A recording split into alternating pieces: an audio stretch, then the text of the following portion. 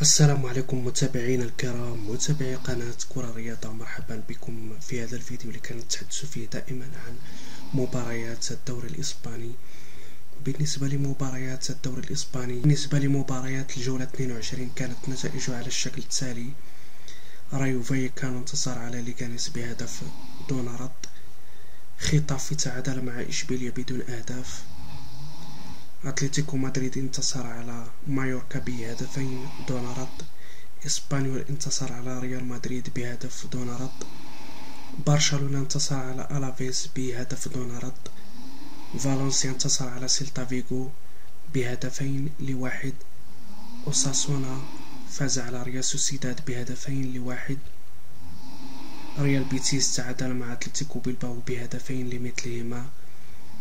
ثم هناك مباراة غدا، جيرونا يواجه لاس بالماس على الساعة 8 ليلا بتوقيت غرينتش.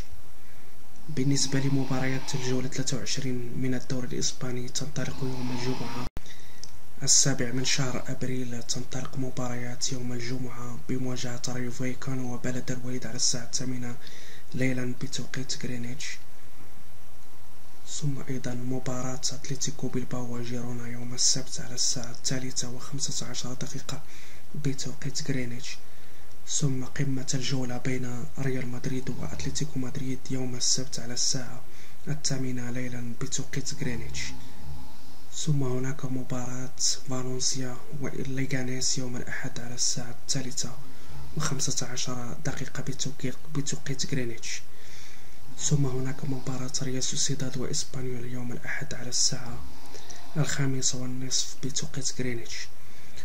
ثم مباراة إشبيلية وبرشلونة يوم الأحد على الساعة 8 ليلا بتوقيت غرينتش. ثم تختتم الجولة بمباراة مايوركا وأوساسونا على الساعة 8 ليلا يوم الاثنين. بالنسبة لترتيب الدوري الإسباني، ريال مدريد في الصدارة ب49 نقطة، المركز الثاني أتلتيكو مدريد ب48 نقطة، المركز الثالث برشلونة ب45 نقطة، المركز الرابع أتلتيكو بلباو ب41 نقطة، المركز الخامس فياريال ب37 نقطة، المركز السادس رايو فايكانو ب32 نقطة. وهذا هو ترتيب الدوري الإسباني كما كتشاهدوا معنا. بالنسبة لأسفل الترتيب، ألافيس في المركز 18 ب21 نقطة، المركز 19 فالنسيا ب21 نقطة، المركز الأخير 20 بلد الوليد ب15 نقطة. بالنسبة للإحصائيات المتعلقة بهدافي الدوري الإسباني، روبرت ليفاندوفسكي في صدارة الهدافين، لعب برشلونة ب18 هدفا، المركز الثاني كيليان مبابي ب15 هدفا، أونتيبو ديمير لعب أوساسونا ب12 هدفا، رافينيا دياز لعب برشلونة ب12 هدفا. وهذا هو ترتيب الهدافين. كنشكركم على المتابعة، وإلى اللقاء إلى فيديو آخر إن شاء الله.